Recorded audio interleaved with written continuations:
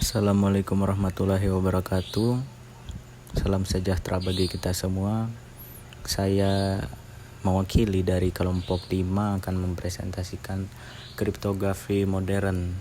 Saya bernama Gifari Fatur Rahman dan 3 orang teman saya, Komang Gede Jaya, Ahmad Aji Pareja, dan Sri Rahayuningsi.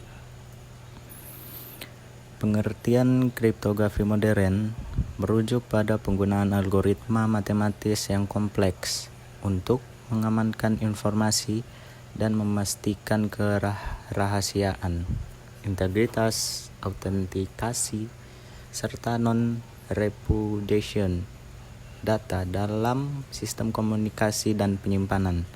Kriptografi modern berbeda dengan kriptografi klasik yang lebih sederhana dan seringkali dapat dipatahkan dengan teknik yang lebih canggih. Tujuan utama kriptografi: confidentiality, mencegah pihak tidak berwenang membaca data; integrity, menjaga agar data tidak diubah tanpa izin; autentikasi, memverifikasi identitas pengguna; dan repudiation, mencegah penyangkalan terhadap aktivitas yang dilakukan. Penerapan kriptografi modern salah satunya yaitu HTTPS menggunakan TLS atau SSL pada keamanan transaksi online. Pada situs e-commerce atau perbankan yang mengharuskan pengiriman data sensitif seperti informasi kartu kredit dan lain-lain. Autentikasi pengguna pada aplikasi web yang membutuhkan login dan autentikasi. HTTPS ini mencegah pencurian kredensial. Keamanan situs web. Setiap situs web yang menangani informasi pribadi atau sensitif seharusnya menggunakan HTTPS untuk melindungi pengunjungnya atau penggunanya. Contoh kriptografi modern salah satunya yaitu AES Advance, adalah sebuah metode enkripsi simetris yang menggunakan kunci dengan panjang 128, 192 atau 256 bit. AES menggunakan transformasi matematika yang kompleks untuk mengubah data yang dimaksudkan menjadi bentuk yang sulit dipahami tanpa kunci yang benar.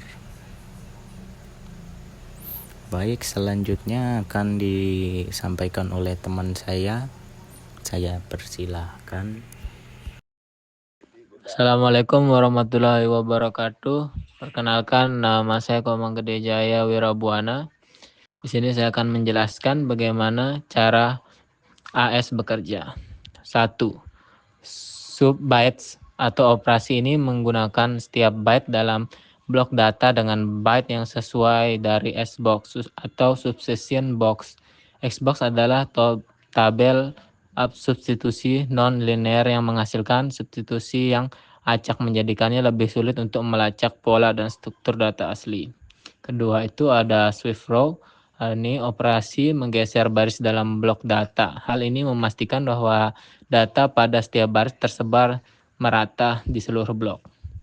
Yang ketiga itu ada mix column. Operasi mix column ini melakukan transformasi kolom pada blok data. Setiap kolom yang dikalikan dengan matriks tetap tertentu untuk memperkenalkan di situasi lebih lanjut. Ada yang keempat, ini atau yang terakhir ada add round key. Operasi add round key memadukan blok data dengan kunci inskripsi yang sesuai. Ini melibatkan operasi XOR atau antara byte dalam blok data dan byte dalam kunci inskripsi yang bersesuaian. Contoh kriptografi modern yaitu algoritma Argon. Hash Argon adalah algoritma hash yang dikembangkan sebagai bagian dari upaya untuk menciptakan metode pengamanan data yang lebih baik. Algoritma ini memenangkan kompetisi Password Hashing Competition atau PHC pada tahun 2015 yang menunjukkan keunggulannya dalam hal keamanan dan efisiensi. Argon ini dirancang untuk melindungi password dengan mengubah menjadi nilai hash yang sulit untuk dipecahkan oleh penyerang. Sekian, terima kasih. Baik, Assalamualaikum warahmatullahi wabarakatuh. Perkenalkan, nama saya Ahmad Haji Reza dari kelompok 5. Hari ini saya akan mengajak teman-teman mengenal lebih dalam tentang kriptografi. Berikut materi singkat tentang keunggulan algoritma Argon 2 dalam konteks kriptografi, khususnya hashing password. Di sini saya akan menjelaskan keunggulan algoritma Argon 2. Ada beberapa alasan mengapa Argon 2 dianggap sebagai salah satu algoritma inskripsi terbaik. Pertama, algoritma ini sangat fleksibel karena dapat disesuaikan dengan kebutuhan pengguna. Selain itu, Argon 2 juga dirancang untuk tahan terhadap serangan brute force, di mana penyerang mencoba semua kombinasi kemungkinan password untuk menemukan yang benar. Dengan menggunakan Argon 2, proses brute force menjadi sangat lambat sehingga memperkecil kemungkinan keberhasilan serangan. Kita lanjut ke slide terakhir. Jadi di sini ada jenis-jenis algoritma Argon 2. Argon 2D, Argon 2i, dan Argon ID. Setiap varian memiliki karakteristik yang berbeda yang dirancang untuk menghadapi ancaman spesifik dalam enkripsi data.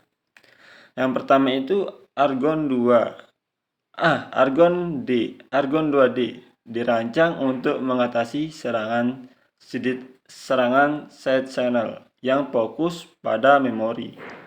Cocok untuk aplikasi yang membutuhkan keamanan ekstra tinggi. Dan lalu yang kedua itu Argon 2i lebih cocok untuk mengatasi serangan brute force yang menggunakan hardware spesifik seperti GPU. Lalu yang terakhir itu Argon 2ID. Kombinasi dari Argon 2D dan Argon 2i memberikan perlindungan yang lebih menyeluruh terhadap berbagai jenis serangan. Mungkin ini saja yang bisa saya sampaikan. Kurang lebihnya mohon maaf. Assalamualaikum warahmatullahi wabarakatuh.